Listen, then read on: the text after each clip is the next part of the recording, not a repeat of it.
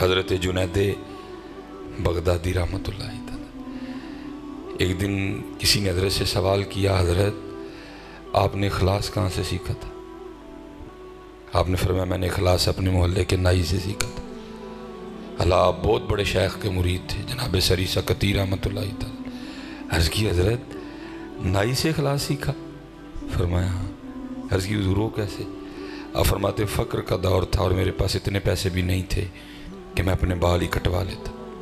فرماتے بال بہت زیادہ بڑھ چکے تھے، میں اپنے پیر و مرشد کی بارگاہ میں حاضر ہوا۔ آپ نے بال دیکھ کے فرمایا جنید جاؤ پہلے بال کٹوا کے آؤ۔ آپ فرماتے پیسے تو تھے نہیں، بال کہاں سے کٹواتا؟ بہرحال آپ فرماتے میں نائی کی دکان پہ چلا گیا، وہ کسی کی حجامت بنا رہا تھا، میں کھڑا ہو گیا، چلو میری طرف دیکھتا ہے تو پھر کو بات کرتا ہوں اسے۔ آپ فرماتے اس نے حجامت بناتے بناتے نا میری طرف دیکھا، میں نے السلام علیکم کہا، اس نے وعلیکم السلام کہا۔ میں نے اس سے کہا میں بھائی ظاہر ہے تیری دکان ہے، تیرا کام ہے، تو پیسے لے کے بال کاٹتا ہے لوگوں کے، اب میرے پاس تو پیسے ہے نہیں، تو چل پھر آج میرے اللہ کے لیے کاٹ دے۔ آپ فرماتے دکان سے نیچے آیا، میرا ہاتھ پکڑا، مجھے اوپر لے گیا، اور یہ نہیں اس نے کہا کہ حضرت آپ انتظار فرمائیں کیونکہ جس سے کاٹ رہا ہوں اس سے پیسے لیے، پہلے اس کے کاٹوں گا، آپ کے اللہ کے لیے کاٹنے ہیں، آپ کے بعد میں کاٹوں گا۔ فرماتے نہیں، اس کو اٹھا دیا، مجھے بٹھا دیا اور فرماتے ہیں میرا سر چوما اور بال کاٹنے شروع کر دی۔ اب روتا جائے اور ساتھ کہتا جائے ہاں ہاں میں نے بڑے بال پیسے لے کے کاٹے ہیں، آج پہلی بار میں بھی اپنے اللہ کے لیے کاٹ رہا ہوں۔ اب فرماتے میں بھی بیٹھا نیت کر رہا تھا، اچھا اگر کبھی اللہ وقت لایا تو میں تجھے بال کاٹنے کا بدلہ ضرور دوں گا حضرت۔ آپ فرماتے پھر وہ وقت آیا، خلیفہ وقت بھی میرا مرید ہوا، عمرو بن عثمان مکی مرید ہوئے، ابو بکر شبلی مرید ہوئے، ابو بکر واسطی مرید ہوئے، بڑے بڑے شیوخ میرے مریدین میں شامل ہوئے۔ اللہ نے مجھے فقیری میں امیری عطا کی۔ اب فرماتے میں نے ایک تھیلی بنائی، تھیلی میں نا میں نے کچھ درہم ڈالے، کچھ دینار ڈالے، اور میں اس کی دکان پہ پہنچ گیا، بوڑھا ہو چکا تھا۔ فرماتے میں نے السلام علیکم کہا، اس نے وعلیکم السلام کہا۔ اب فرماتے میں نے کہا پہچانا؟ اس نے کہا آپ جنید بغدادی ہیں۔ آپ فرماتے میں نے کہا یاد ہے ایک بار تو نے میرے اللہ کے لیے بال کاٹے تھے؟ وہ کہتا ہاں یاد ہے۔ آپ فرماتے میں نے تھیلی آگے کر کے لے، پھر یہ وہ بال کاٹنے کا بدلہ ہے۔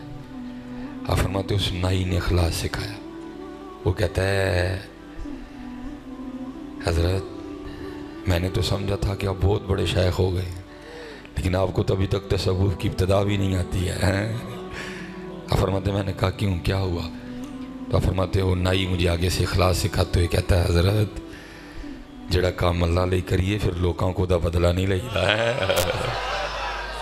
آج اخلاص نہیں ہے حضرت، آج اخلاص نہیں ہے حضرت، اخلاص لاؤ حضرت، کیونکہ اخلاص کے بغیر اٹھنے والا ہر قدم پیچھے جائے گا حضرت، آگے نہیں جائے گا۔ اور میں آپ کو اپنی بتاؤں میرا بھی یہی حال ہے، میں بھی کتے تقریر کرن جاؤں نا تو میں چوری چوری پہ فلیکس ویکھنا وا بھلا میرا نام تھلے لے ہے کہ اتنے لے ہے۔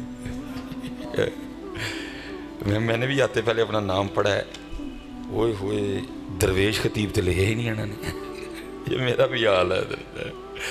بس آپ دعا کریں کہ اللہ ہمیں اخلاص عطا کر دے، کیونکہ جتنی دیر اخلاص نہیں ہے کچھ بھی نہیں۔ حضرت سیدنا عمرو بن عاص رضی اللہ تعالیٰ، حضرت جی بہت بچو، پہلے پتہ کیا تھا؟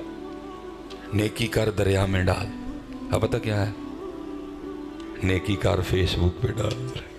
بہت بچو، ہاں اگر آپ کوئی اچھی نیت کر لیں تو آپ ڈال بھی سکتے ہیں حضرت، لیکن یہ اچھی نیت لے ہی کہ تم حضرت ہے، وہ زمانے لگتے ہیں نیتیں اچھی ہوتے حضرت جی ہے۔ حضرت عمرو بن عاص رضی اللہ، میں زیادہ ٹائم میری گھڑی پہ نظر ہے حضرت جی، حضرت عمرو بن عاص رضی اللہ تعالیٰ، یہ وہ صحابی ہیں جنہوں نے مصر فتح کیا۔ آپ فرماتے ہیں جب مصر فتح ہو گیا نا تو مصر کے بادشاہ کا تاج نہیں مل رہا تھا، اور تاج بھی وہ تھا جو امیر المومنین حضرت سیدنا عمر بن خطاب رضی اللہ تعالیٰ عنہ کے علم مبارک میں موجود تھا۔ فرماتے ہیں اب میں نے سب کچھ روانہ کرنا تھا مدینہ، تاج نہیں تھا اس میں، اور میں گھبرایا تھا جب حضرت عمر فاروق تاج کے بارے میں پوچھیں گے تو کیا جواب دوں گا، کہ کیوں بھائی اتنی غفلت برتی، کدھر گیا تاج؟ اس میں بڑے بڑے قیمتی ہیرے جواہرات جڑے ہوئے تھے، اسلام کی بڑی خدمت ہونی تھی اس سے، فرماتے میں ٹہل رہا تھا تو کیا دیکھتا ہوں، ایک شخص آیا رہا ہے میری طرف، اس کے ہاتھ میں تھیلا ہے، اس کے ہاتھ میں لیکن اس نے اپنا چہرہ چھپا رکھا۔ فرماتے آیا، السلام علیکم کہا، تھیلے کا منہ کھولا، تاج نکالا رکھا، سلام کہہ کے چل دیے۔ حضرت عمر بن عاص فرماتے میں نے دیکھا تو اس کی جوتی کا تسمہ ٹوٹا ہوا تھا، میں نے دیکھا تو جگہ جگہ سے اس کے کپڑے پھٹے ہوئے تھے، یہ اس کی غریبی کا عالم تھا، لیکن وہ پھر بھی تاج واپس کر گیا۔ آپ فرماتے میں سکتے کی کیفیت میں تھا، جوتی ٹوٹی ہے، کپڑے پھٹے ہیں، اگر تاج نہ بھی واپس کرتا تو مجھے تو پتہ ہی نہیں تاج ہے کس کے پاس، میں کس سے پوچھتا جا کے؟ اتنا فقر ہونے کے باوجود، اتنی غریبی ہونے کے باوجود یہ تاج واپس کر گیا۔ اب فرماتے جب میں اس کیفیت سے باہر نکلا وہ تھوڑی دور جا چکا تھا، میں نے اس کو کہا، میں نے کہا رک، وہ رک گیا۔ اب فرماتے میں نے کہا منہ میری طرف کر، اس نے کر لیا۔ اب فرماتے میں نے کہا کپڑا ہٹا اور مجھے دکھا تو کون ہے۔ اب فرماتے اس نے کپڑا کوئی نہیں ہٹایا اور مجھے آگے سے کہتا ہے، اے عمر بن عاص، میں نے تاج تیرے لیے واپس نہیں کیا کہ تجھے اپنا منہ دکھاؤں، میں نے تاج تیرے لیے واپس نہیں کیا کہ تجھے اپنا منہ دکھاؤں، اور جس اللہ کے لیے میں نے تاج واپس کیا اس کو حاجت ہی نہیں منہ دکھایا جائے، وہ مجھے بھی جانتا ہے، میرے باپ کو بھی جانتا ہے۔ اخلاص ہے نہیں اج ماشاءاللہ زندہ باد جی، اج اخلاص ہے نہیں اور پھر اس لیے خرابی ہے۔ یہ قبلہ صاحب لاہور میں ایک بزرگ ہوئے ہیں، سید نادر حسین شاہ گیلانی رحمۃ صاحب تصویر بزرگ تھے۔ یہ بھئی اللہ کی مرضی ہوتی ہے، جسے چاہے ہوش میں لائے تو، جسے چاہے مست پھرائے تو ہی ہوش دے، تو ہی بے خودی، تیری شان جل جلالو، مرضی ہوتی ہے بھئی مالک، جس کو جو چاہے، جس کو چاہے جنید بنائے، جس کو چاہے بہلول بنا دے، ٹھیک ہے۔ وہ آپ کی جو تصانیف تھیں وہ صرف مریدین تک، آپ کے سلسلے تک محدود رہیں، کوئی اتنی باہر نہیں نکل سکی حضرت۔ میں گیا تو آپ کے صاحبزادہ صاحب نے مجھے حضرت کی ایک اپنی لکھی ہوئی کتاب دی، تو میں نے وہ بس فرنٹ سیٹ پہ بیٹھ کے پڑھی، تو میں تو ابھی تک اس کے نشے میں ہوں، حالانکہ وہ کتاب بھی مجھ سے کھو گئی حضرت جی، اور پھر کبھی جانا ہوا اس سائٹ پہ تو صاحبزادہ صاحب سے، اس میں حضرت نے لکھا ہے، اب فرماتے ہیں ہمارے محلے کے بابا جی تھے نائی، جو حجامت بناتے تھے، کہتے اب حجامت نہیں بناتے تھے، وہ بس ہمہ وقت اپنی دکان کے باہر سٹول پہ بیٹھ کے روتے رہتے تھے۔ شاہ صاحب فرماتے جب بھی گزرا بابا جی کو اسی طرح روتے دیکھا، کہتے ایک دن مجھ سے نہیں گزرا گیا، میں کھڑا ہو گیا، میں نے پوچھا، میں نے کہا بابا جی روتے کیوں رہتے ہیں؟ تو آپ فرماتے ہیں وہ بابا جی آگے سے مجھے کہنے لگے، شاہ جی بڑا شوق سی حج کرن دا، من استطاع الیہ سبیلا، مجھ پہ یہ نہیں تھا، میں صاحب استطاعت ہی نہیں تھا، شوق تھا، کچھ خود پیسے جمع کیے، کچھ احباب نے مدد فرمائی، کہتے بلاوا آ گیا، میں چلا گیا، حج کر لیا۔ کہتے ہیں میں مدینہ پاک حاضر ہوا، حضور نبی کریم علیہ السلام کے روضہ انور سنہری جالیوں کے سامنے کھڑا ہو کے نا میں درود و سلام عرض کر رہا تھا۔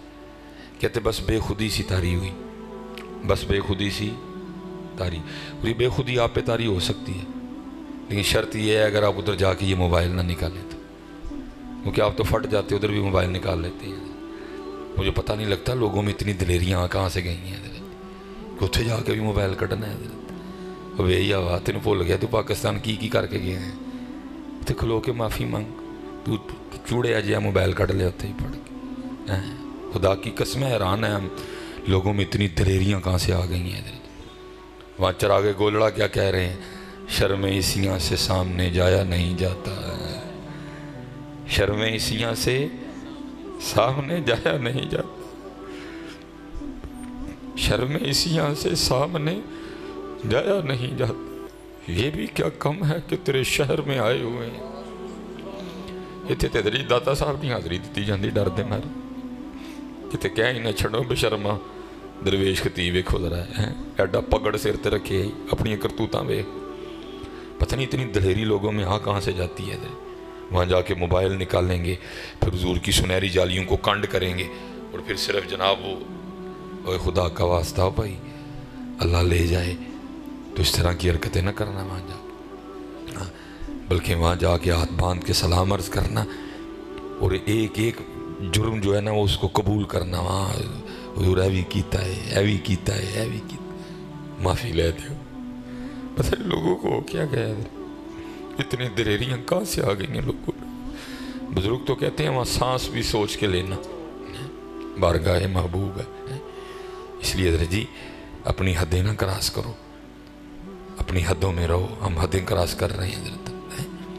وہاں جب جانا بڑا ادب حضرت۔ فرماتے ہیں میں درود و سلام عرض کر رہا تھا، بے خودی طاری ہوئی اور میرا جی چاہا کہ میں آپ کی سنہری جالیوں کو ہاتھ لگاؤں روضہ انور کی۔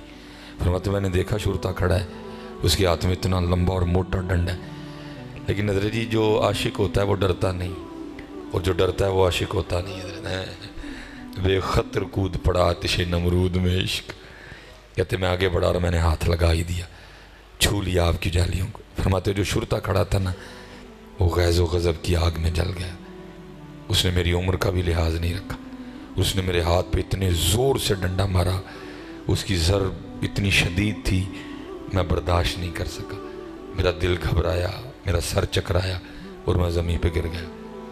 فرماتے جب یہ دو باندھ ہوئی تو اندر کی کھل گئی ہے، دیکھتا کیا ہوں، گرا تو زمین پہ ہی ہوں، لیکن میرا جو سر ہے وہ حضور نبی کریم علیہ السلام کی مبارک گود میں حضرت ہیں۔